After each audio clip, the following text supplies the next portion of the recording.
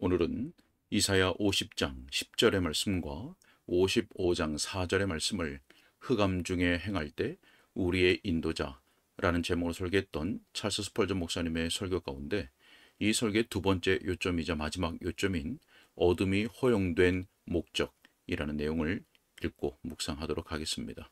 먼저 본문의 말씀을 읽겠습니다. 너희 중에 여호와를 경외하며 그의 종의 목소리를 청종하는 자가 누구냐? 흑암 중에 행하여 빛이 없는 자라도 여호와의 이름을 의뢰하며 자기 하나님께 의지할지어다. 아멘. 보라, 내가 그를 만민의 인도자로 삼았노라. 아멘.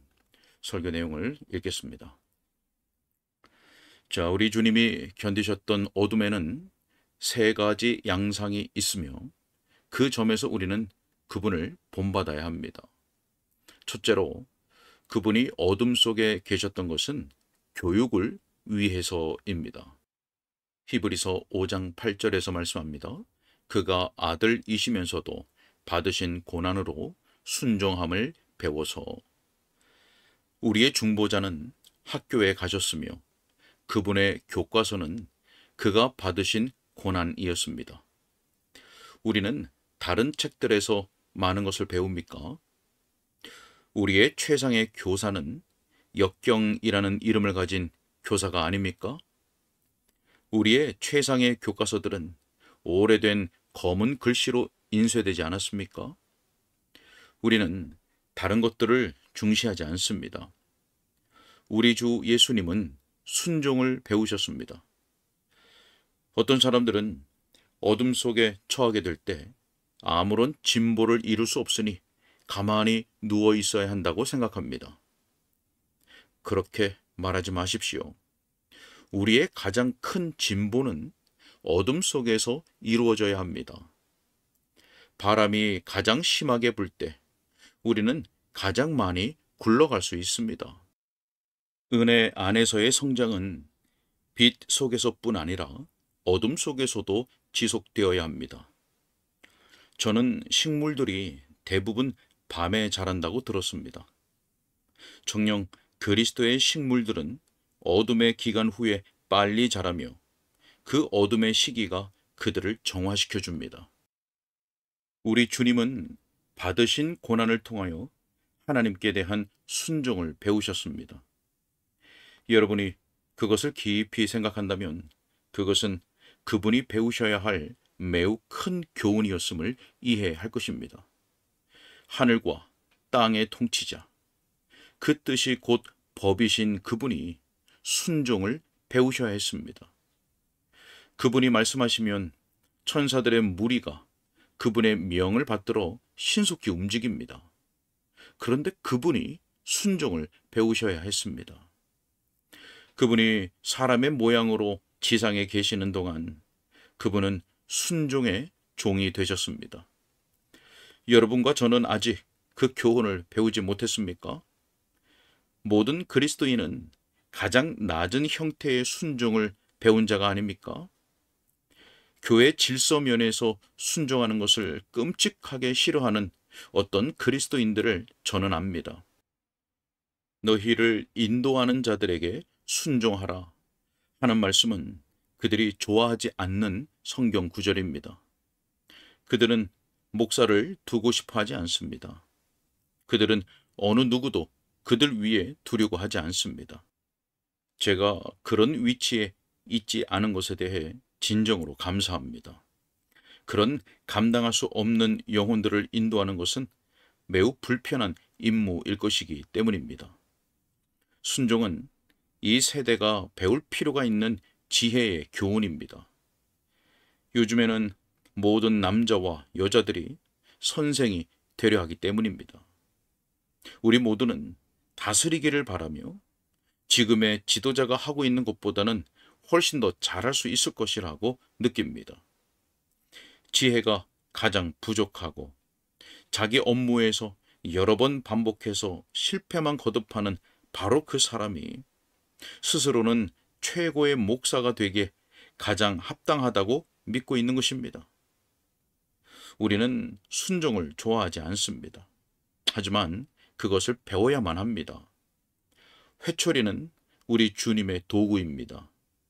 이 어둠, 이 짐이 우리를 숙이게 하여 참된 섬김으로 이끌어 줍니다.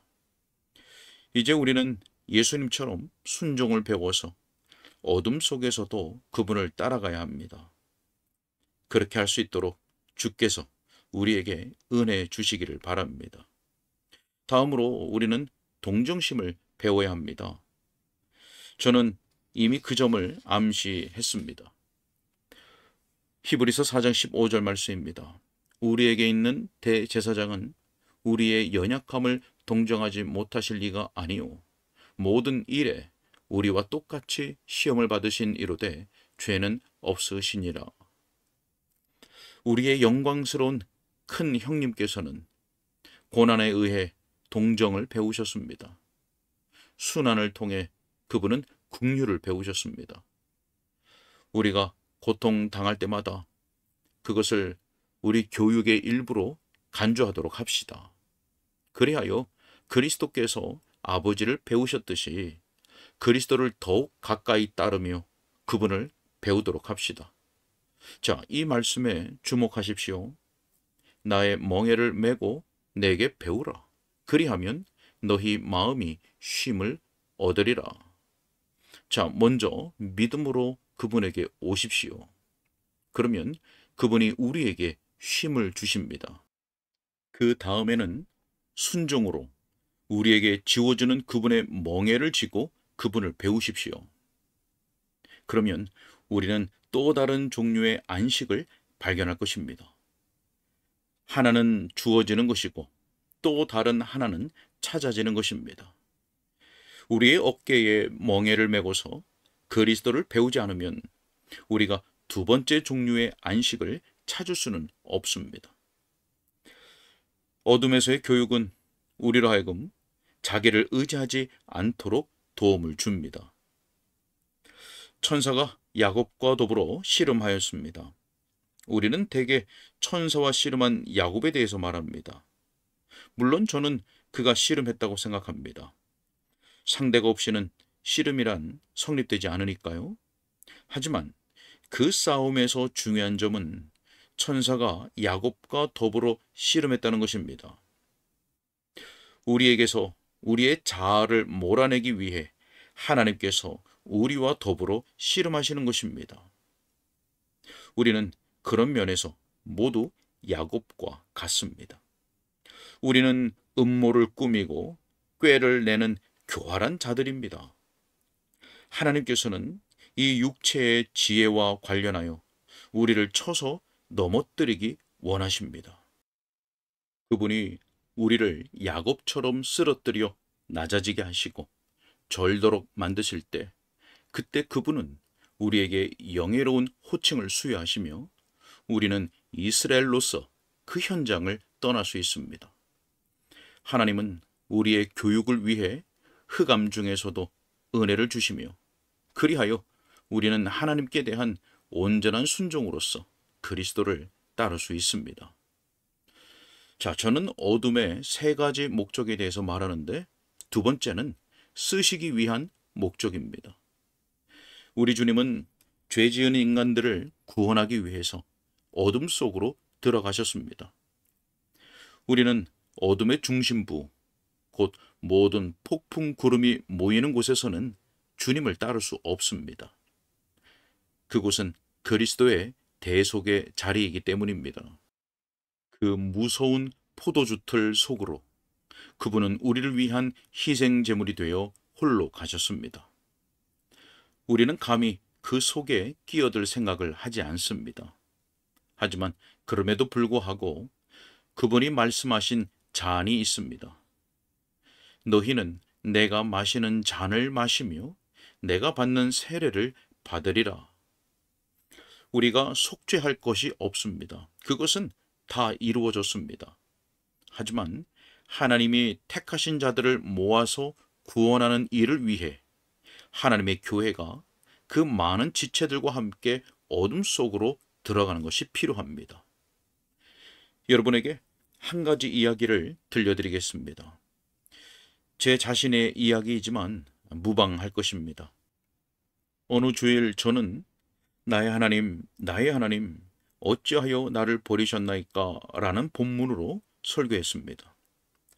그때 제가 말한 것은 제 마음의 번민에서 나온 것이었습니다.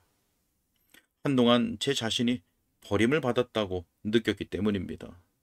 그 정도로 제 영혼은 슬프고도 두려웠습니다.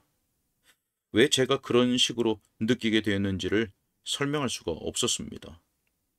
저는 몸 상태가 나쁘지 않았습니다. 육체적인 원인을 찾을 수 없었습니다. 저는 하나님에게서 떠나 방황하는 것도 아니었기에 도덕적인 원인도 찾을 수 없었습니다. 하지만 그 설교 후에 제 사무실로 60대로 보이는 한 남자가 찾아왔습니다. 그의 머리털은 꼿꼿이 선 듯 보였고 그의 눈은 기이한 광채를 발하고 있었습니다. 그가 제 손을 잡더니 서서 울었습니다. 저는 그를 쳐다보았고 제 앞에 있는 그가 비록 미치지는 않았어도 약간 이상한 상태라고 여겼습니다. 그가 제게 말했습니다. 유유상종이라고 하지요. 제 경험에 관해 설교한 분은 아무도 없었습니다. 지금까지 저는 몇 년 동안 큰 어둠과 같은 끔찍한 우울함에 빠져 있었고 하나님을 찾을 수 없었습니다. 하지만 오늘 아침 저는 짙은 어둠 속에 있는 사람이 저 혼자가 아닌 것을 배웠습니다. 그리고 그 어둠에서 나갈 수 있을 거라고 믿게 되었습니다. 제가 이렇게 대답했습니다. 예, 제가 당신을 도울 수 있다면 그것이 바로 제가 어둠에 처해졌던 이유이지요. 이제 저는 그 이유를 알고 있으며 이미 그 감옥에서 나왔답니다. 저는 그 사람과 많은 대화를 나눴습니다. 하나님의 은혜로 저는 그를 기쁨과 평안으로 이끌 수 있었으며 그는 일상적인 직업상의 일을 재개할 수 있었습니다.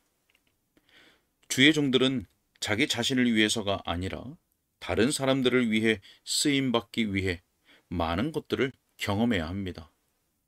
그리고 우리는 그런 점에 대해 만족해야 합니다. 여러분이 어떤 사람에 대해 아무것도 알지 못한다면 그 사람을 도울 수 없습니다. 주님께서 여러분을 빽빽한 숲과 어두운 골짜기로 보내시는 것은 그렇게 함으로써 여러분으로 하여금 방황하는 그분의 백성을 만나게 하시려는 것입니다. 여러분이 광야에 대해 알지 못하면 어떻게 광야길을 인도하는 자가 되겠습니까? 하나님께서 우리를 광야로 인도하시는 것은 다 쓸모가 있어서입니다. 예수님께서도 사람들을 구원하시려고 광야에 가셨으니 그분에게서 자기 희생이라는 큰 은혜를 배우도록 합시다. 자, 이제 세 번째 목적을 말하고 마치도록 하겠습니다. 어둠이 영혼에게 들이우는 이유는 우리로 하여금 하나님께 영광을 돌리도록 하기 위함입니다. 우리 주 예수님께서는 아버지의 이름을 영화롭게 하기 위해 어둠을 뚫고 가셨습니다. 그분이 우리에게 제시하신 교훈은 그분이 한결같이 믿으셨다고 하는 것입니다. 시편 22편을 읽어보십시오. 거기에서 오래전 일들을 추억하는 믿음을 보십시오. 그는 하나님께서 그를 돌보셨던 유아 시절로 되돌아갑니다. 9절입니다. 주께서 나를 모태에서 나오게 하셨나이다. 자, 그는 옛 역사로 되돌아갑니다. 4절 말씀입니다. 우리 조상들이 주께 의뢰하고 의뢰하였으므로 나를 건지셨나이다. 자, 그 시편을 주의 깊게 읽고 그 고난 당하는 자의 믿음이 결코 그를 실망시키지 않았음에 주목하십시오. 사랑하는 친구들이여, 여러분은 시련 중에 믿음에 설 수 있습니까? 한 사람이 말합니다. 저는 큰 믿음을 가지고 있습니다. 예, 시냇가에 서 있는 한 숫사슴이 있습니다. 그가 물에 비친 자기의 뿔을 보고서 말합니다. 내가 얼마나 멋진 뿔을 가지고 있는가. 내 친구들은 개 짖는 소리를 듣자마자 꽁지가 빠지도록 도망치지.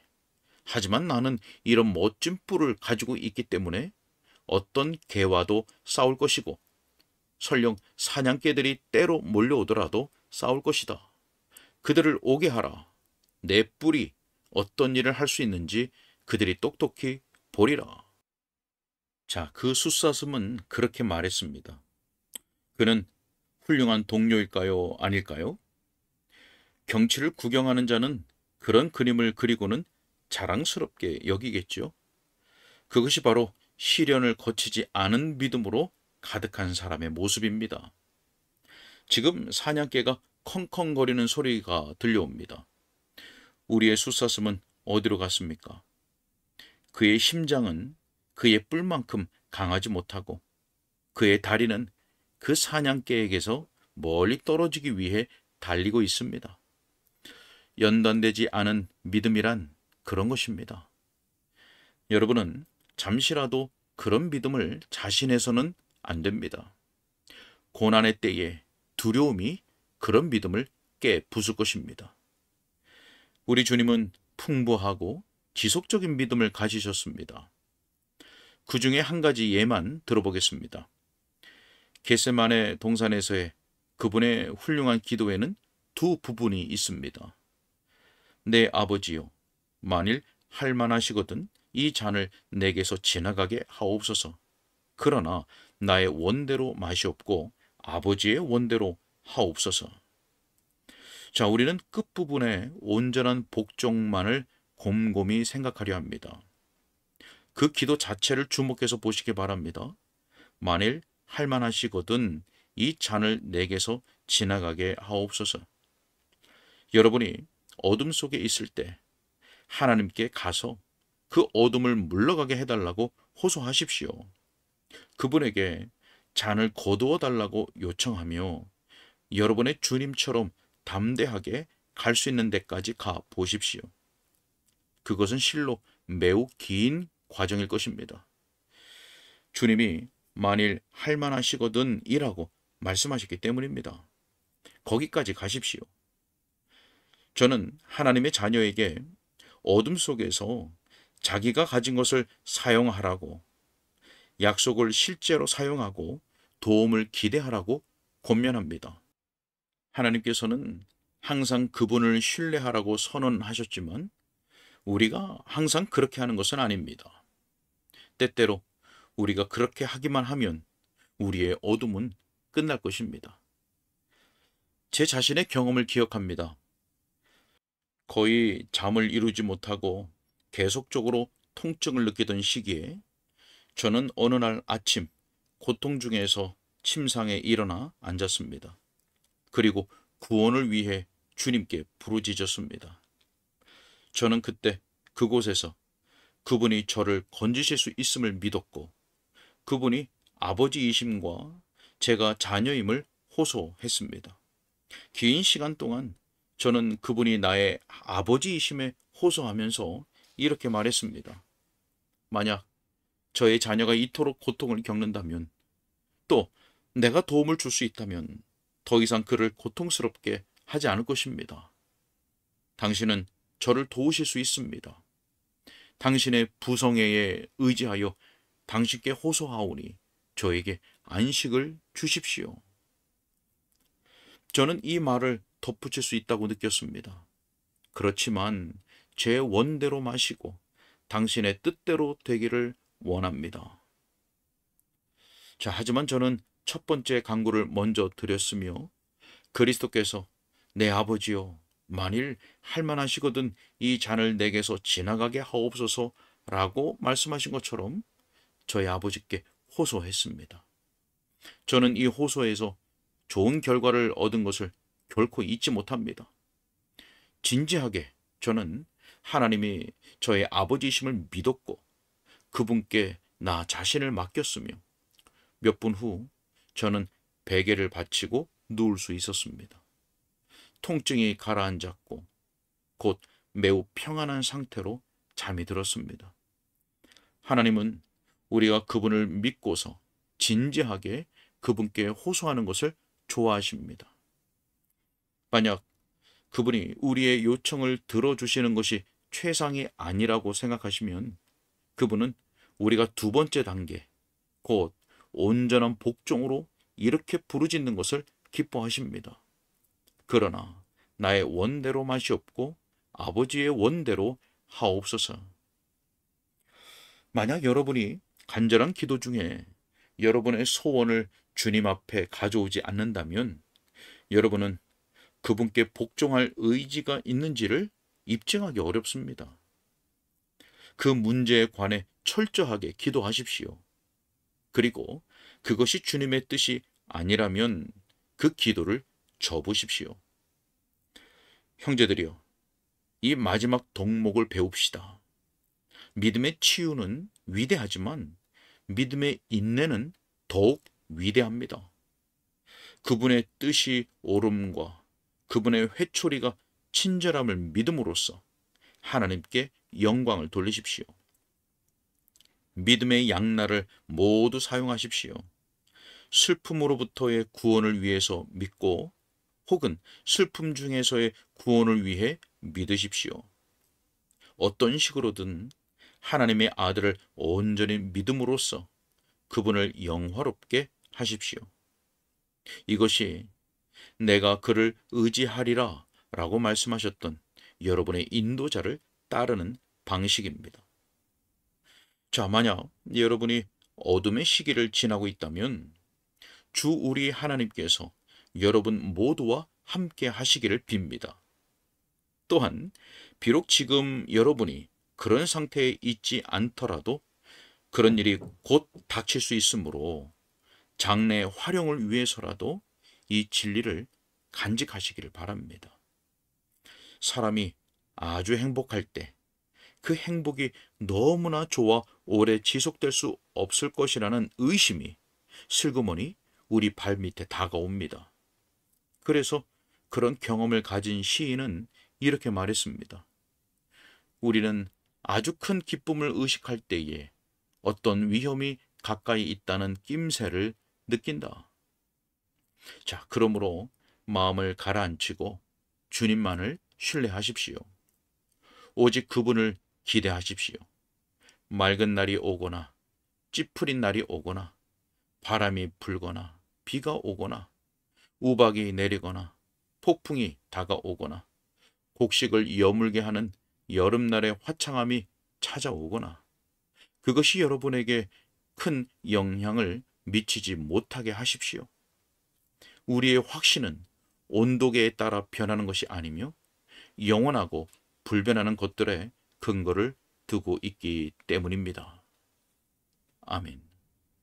여기까지입니다. 네, 하나님께서 그 사랑하시는 자녀, 그 사랑하는 백성들에게 어둠을 주시는 이유와 목적이 있습니다.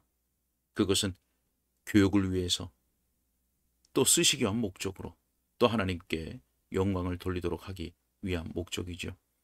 우리에게 필요한 것은 하나님을 신뢰함입니다. 온전히 예수 그리스도를 바라보고 의지하는 것입니다.